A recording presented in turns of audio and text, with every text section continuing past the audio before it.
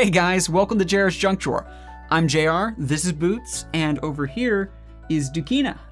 This week we're going to pick up right where we left off last time and finish up the remaining sketches for the Clyde and the Magic Toast story. If you didn't see the earlier episode, this video is part 3 of us designing the illustrations for a digital kids storybook my dad wrote and has posted to YouTube. Link to that in the description if you're interested. I'll also be linking the previous parts of this illustration series in the card and down there as well. For now, let's jump back into this and get started.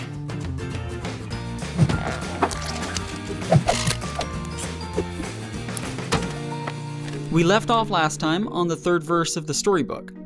But the friend he loved most was the friend who made toast. Clyde's mom was simply the best. This line brings to mind an image of the mother character with a full plate of toast. But the most important thing I want to talk about is how I place the hands. If you noticed, I didn't place the arms at all until after I drew the hands. This way, the arm doesn't force the hand's position. Instead, the arm will line up however it can to allow the hand to be located where it needs to be. And by all means, use examples.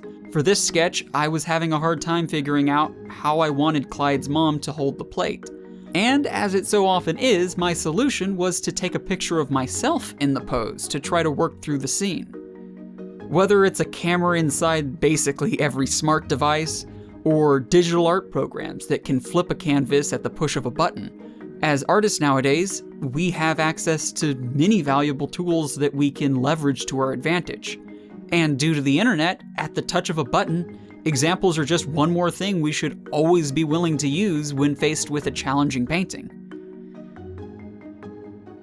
The next set of lines I want to focus on are, how did Mom make such glorious toast? She must do it by magic, Clyde thought. Mom started with bread and butter, she said, but to the table a feast she soon brought. We'll start with Clyde's expression for this part. I feel he should have a puzzled look on his face. And since the story specifically mentions that Clyde is thinking about toast and magic, it's the perfect chance to use a thought bubble for mixing those elements together. A plate, toast, and butter knife floating in space. Maybe with a stereotypical wizard hat thrown in there too. Painting a spacious void with some lighting effects is always a lot of fun, so that's going to be interesting next week. We finished up the first sketch, but it's a little messy.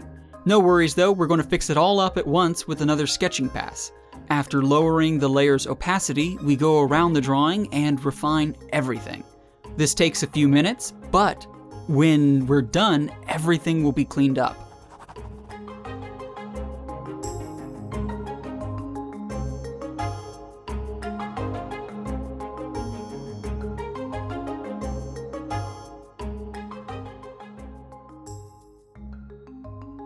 While Clyde thinks about the magic behind the toast, the story mentions that Clyde's mom uses only bread and butter. This scene calls for a simple sketch of the ingredients, maybe with a cartoonish plus sign between them to flush things out a little more. Since the toast is a key character of this story, we'll end up painting the bread and butter a handful more times before this project is really through. The next verse reads, there must be more to this toast. Is it Mom's skill, dare I say? How can her special dish be so darn delish? I think that this calls for an idealized version of the toast. Since this is art for a YouTube children's book, we'll dress this up quite a bit. I'll put some detail into the toast, but when it comes to the environment, it will be a colorful void of hearts, stars, and moons. Maybe like a rainbow in the corner. Next up, we have, so Clyde watched and he spied, never catching Mom's eye, as he peeked round the corner to find. While the story element is pretty straightforward, I had a difficult time nailing down the expression. My first attempt had him looking overjoyed, but that didn't look right. After that, I bounced around refining other elements of the drawing for a little bit, eventually getting tired of resketching the hand and decided to settle for what I thought was acceptable, before giving the face another attempt. And yeah, that didn't go too well. That is the face of somebody deviously scheming. our cartoonishly dramatic supervillain, if you will. Right. But third time's the charm, I finally settled on something. With this, he looks somewhat cautiously curious, if you don't mind the double alliteration. I specifically Google searched quizzical expression to bring up several examples that help me nail down this emotion.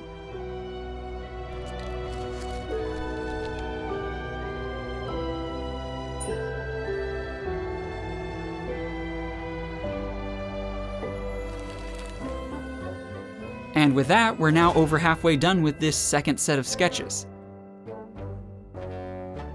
Next up, we have the line, "Why, it is just bread, and it is just butter." We can picture this as Clyde being almost disillusioned over the lack of magic involved.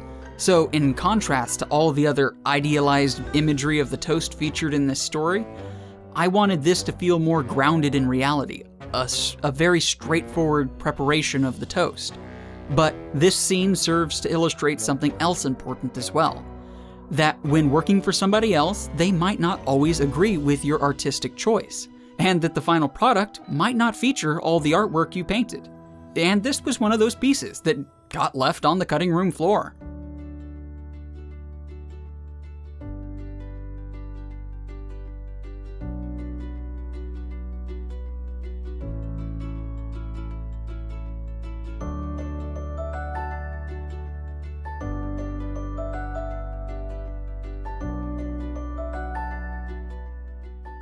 And Mom said with a smile, "Well, it takes quite a while. In fact, Clyde, as long as you've been alive. My secret, you see, you are so very special to me. Anything I do for you has my love deep inside." This verse is all about Clyde's mother, so I think we should have a nice beauty shot of her that I put some extra effort into. And it took a few attempts to find a starting sketch I wanted to move forward with. But sometimes you need to fill a page with failed attempts before you can find the one that really speaks to you. A solid 3/4 angle, with her eyes locked on the camera's point of view. To add a little age to the character, but not too much, I've kept her eyes relatively small for a cartoon or anime character. And later, I add in a couple of extra crease lines around the face. But once again, not too many. When deciding the age of a character, several visual factors contribute, but there are two in particular that I feel are important, but are often easy to overlook.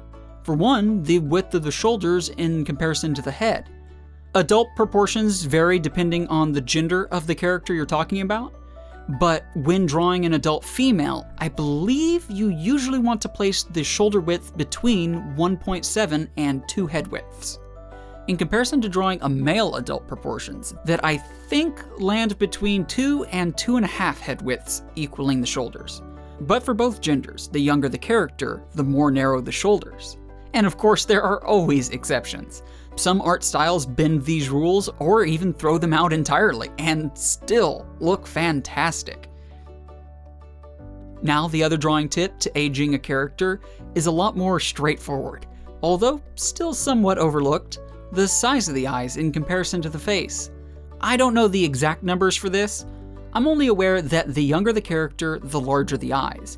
The older the individual, the smaller the eyes. And that sometimes you can push this to the extremes for some exciting and interesting results.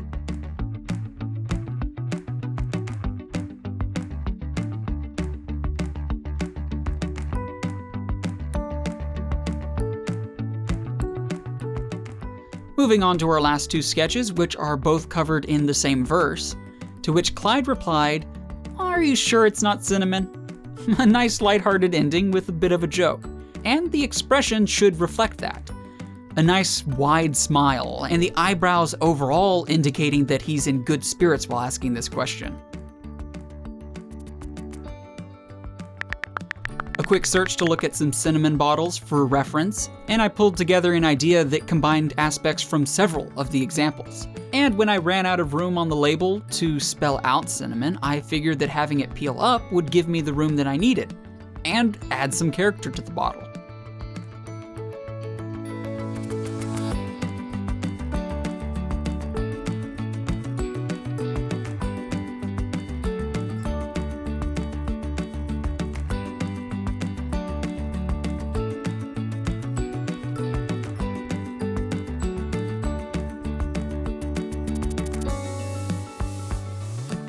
And that's all, folks.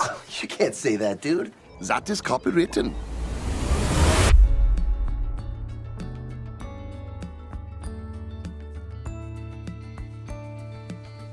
Okay, all done.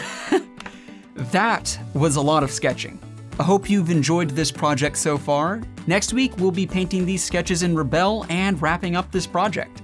After that, we'll be getting back to painting with my regular art style. I know a lot of you have been looking forward to that, so before we leave today, here's a sneak peek at the upcoming Wattson painting. Now, this is still very much a work in progress, but I wanted to leave you all with the reassurance that I plan on getting back around to more of my standard fan art paintings. And I'll be getting back to work on it as soon as we finish up this project next week. But that is going to be all for today. Over here is my dad's completed storybook, and I'll link my next episode over here once I've posted it. If you enjoyed today's episode, please like, comment, share, and subscribe. I cannot stress enough how much that really does help out the channel, and how much I really do appreciate all your support. Thanks for watching, and I hope to see you all next time.